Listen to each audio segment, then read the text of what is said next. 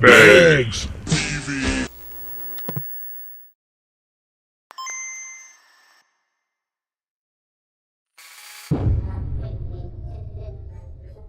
Alright, what's going on, everybody? This is DB from the Backroom Crew, and I know this is probably going to be a little bit late, but this is going to be my follow-up review of Pokemon Generations. Now, I know I haven't pretty much talked about Pokemon Generations since about episode 10. I kind of left it alone and see how the season or series was going to develop. So I went ahead and I watched the rest of the series. My overall thoughts was I think it was a solid series. But this is just basically going to be my review of the last episodes 11 through 18. So I'm going to go ahead, say the date that they came out, and just give you a brief synopsis of them. And towards the end of this video, I'm going to actually give a overall opinion of the whole series in general. So let's get right into it. First up, we have Pokemon Generations episode 11, The New World. Now, this is the interaction between your main character that you chose in Pokemon Platinum with Team Galactic. This episode aired November 4th, 2016. Pretty much, they took out your main character, and instead it's Cynthia that confronts Cyrus before he goes into the Distortion World. Much in the Distortion World is Giratina, and he talks with him and everything like that, and they have a brief interaction. It's not the whole thing that your character goes through when they go into the Distortion World.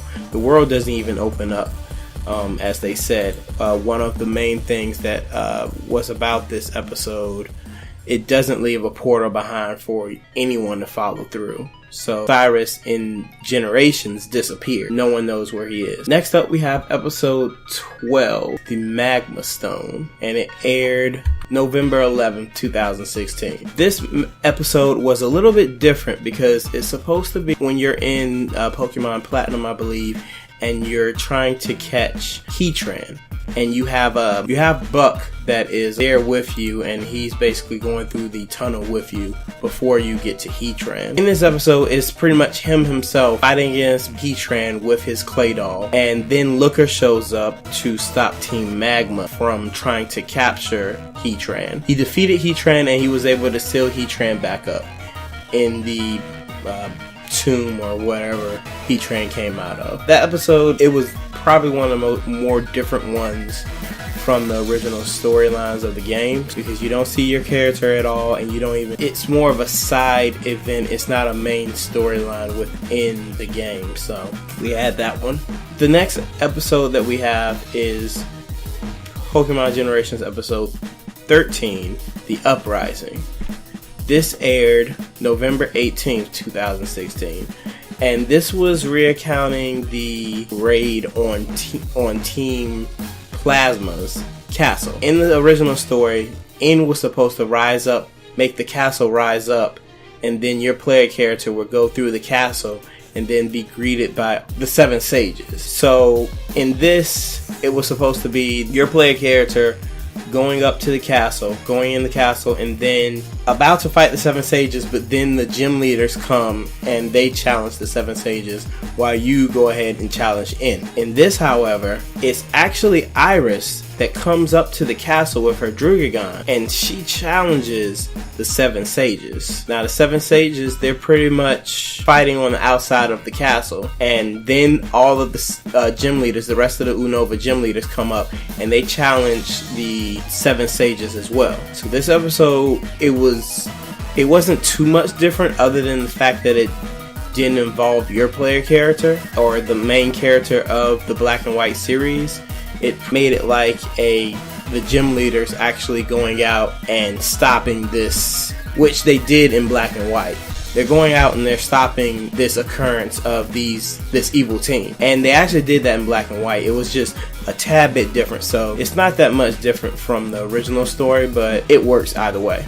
Next up, we have Generations episode 14, The Frozen World. This episode aired November 23rd, 2016. And this episode was pretty much the takeover of Elizabeth City, if I'm pronouncing that right. The Dragon Gym Leader is resident in in the Black and White 2 games and the Black and White games. This story is pretty much taken from that when Clores comes into the city and pretty much freezes it over, and he's also joined by the Shadow Triad. Now, in this episode, however, the Shadow Triad did not show up, and the Shadow Triad was actually, it wasn't mentioned at all. So it was just regular Team Plasma Grunts.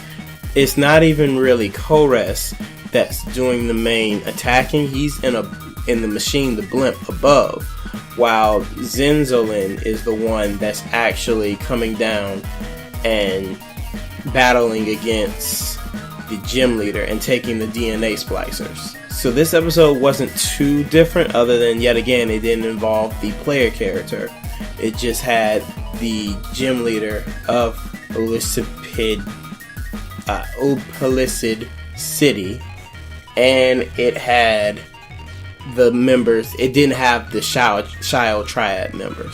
Episode 15, The King Returns. This episode was aired December 2nd, 2016, and it was pretty much the end of Black and White 2 when Gatus combines Reshiram with Kyurem to make Kyurem White. This, however, it changed a little bit because the player character does not witness this. And not only is it not the player character from Black and White 2, they go back and make it Hilbert. It seems a little bit off because they pretty much made Hilbert, I guess, continue on from, like, he originally was the one that obtained Zekrom and then obtained Reshiram. They didn't try anything, like, try to make it the new characters. This episode pretty much showed the combining of them with the DNA splicers, and this was the last episode of the Black and White /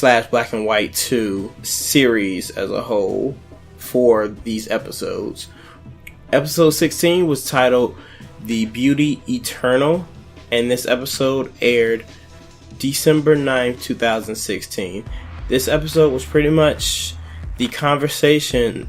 Well, it was pretty much going for Lysander, pretty much how he is as a person and what he wants to do, his ideals.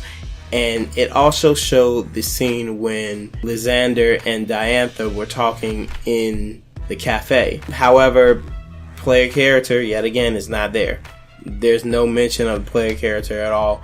They just have the conversation by themselves, and that was pretty much it for the episode. It had the persona of Lysander as this person who is trying to help the world by making this new technology, but his secrets is that he's actually the head of a organization that is trying to destroy the world to make it, in his eyes, more beautiful.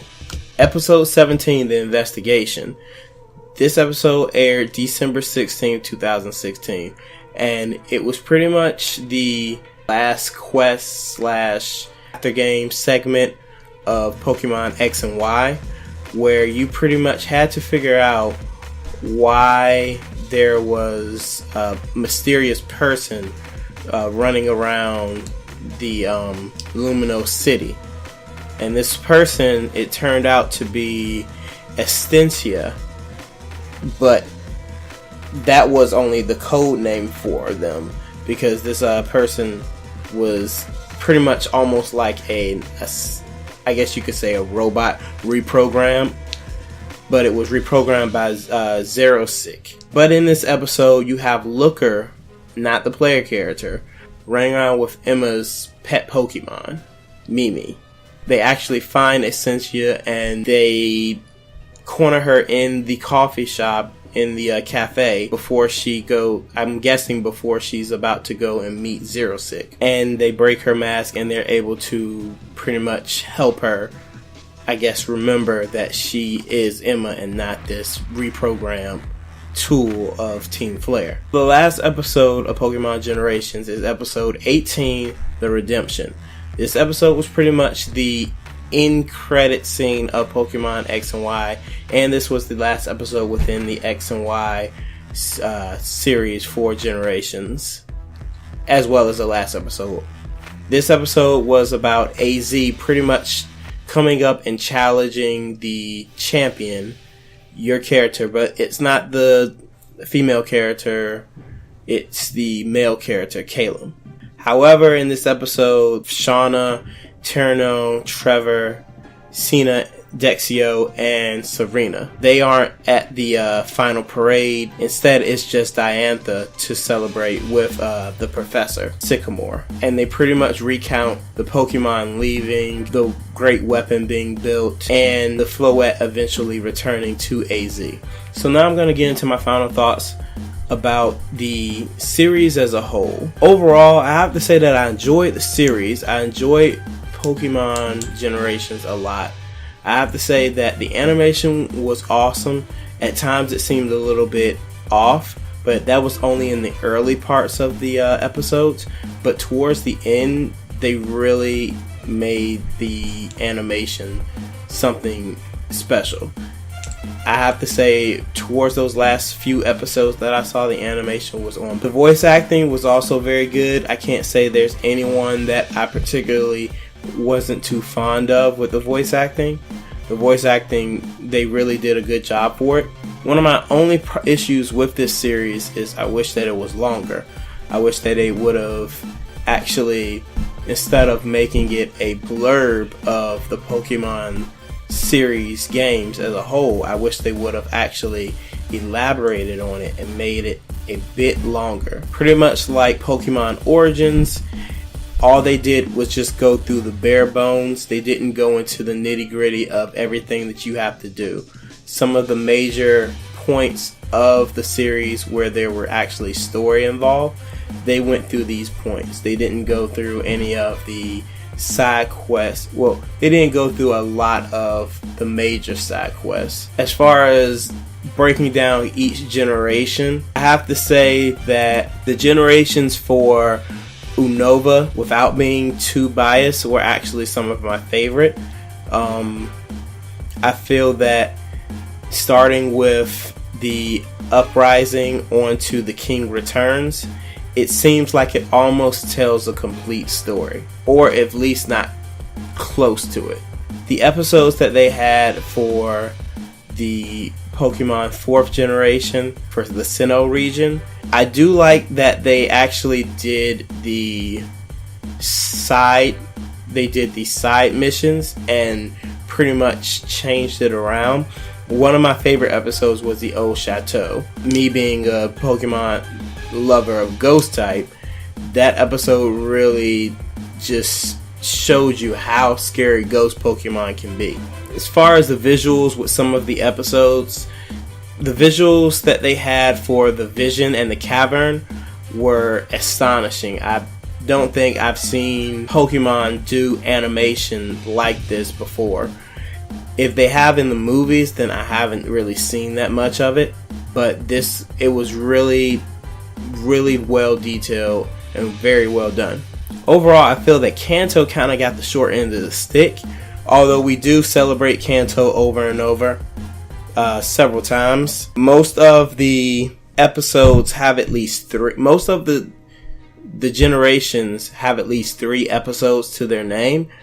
Kanto seemed like it only had 2. When you think of what they did with the first episode, which was just basically a going through each generation, each series of games. The second episode, The Chase, was pretty much the end after you beat the 8th gym leader and Giovanni leaves. And then the Challenger, that's pretty much the Blue coming up and challenging the Elite Four. So I have to say overall, those 3 episodes, it seemed like it could have been a little bit more added to it. However, I see that while they did that, it was okay. It was alright with them just doing those 3 the way that they did. Because the first episode was really to get you interested in the series. My thoughts on how they could make this better.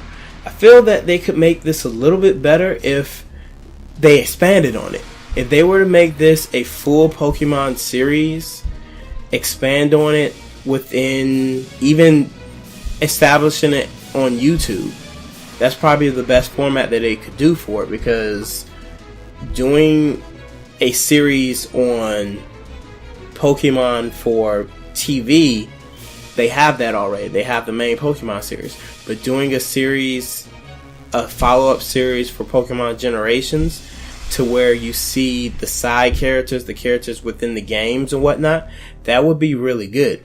They've tried it before. They've done series that were based off of other characters other than the main characters in the stories, in the games and the anime before. They've done the side stories for Pokemon. They've done stories about characters from other parts of the main anime, and they've done stories about Pokemon characters that haven't even been mentioned. Pretty much they've only been game only, but they kind of translate it over into anime as well. So I think trying to explain the difference between the anime and the actual game, if it's a separate universe or if it's the same universe, I think it'll do really well. If you haven't seen Pokemon Generations, I would suggest go seeing it. I think it's one of the best things that they put out as far as animation wise this year, and it makes not only core Pokemon lovers interested in going to replay the games, but also it makes people who haven't played the Pokemon games in a long time interested in replaying these games, because they see that these stories, they want to see how they play out within the games. There's some changes, there's some changes, and a lot of them I wasn't even aware of until I looked into it more. But overall, the series is solid. For the 20th anniversary of Pokemon Generations, really, it's like a love letter to Pokemon fans, saying, hey, you've played these games, you've been with us since the beginning, now we're going to show you a little bit of that history of playing these games with us. Some memories a little bit different, some not so different. But as I said before, I think if they were to expand on Generations and make them full anime episodes, full series, everyone would love it. It would probably be one of the best anime series of all time, because they have the stories, they have the source material. All they have to do is just establish how they would do the characters. Even if they didn't involve the main characters, make it around the characters that interact with the main characters from the game. So that has been my Pokemon Generations wrap up and review. If you like this video, please give me a like, comment, thumbs up, all that good stuff. Share this video around. Mark it Pokemon 20th anniversary, all of that. This is my video for the Pokemon 20th anniversary. I wish I could do more. I would love to do more, but I feel that having this for Generations, this review, is probably one of the best things that I can do, because I've enjoyed these series. I've enjoyed this series. I've had feels. It pretty much made me remember those moments in the games, and it gives you a little bit more emotion to it when you actually see it visually playing out and not just on your DS, Game Boy Advance screen. So this has been DB from the Backroom Crew, and I will see you guys next time. Remember, show some class, act like you've been somewhere before. Peace.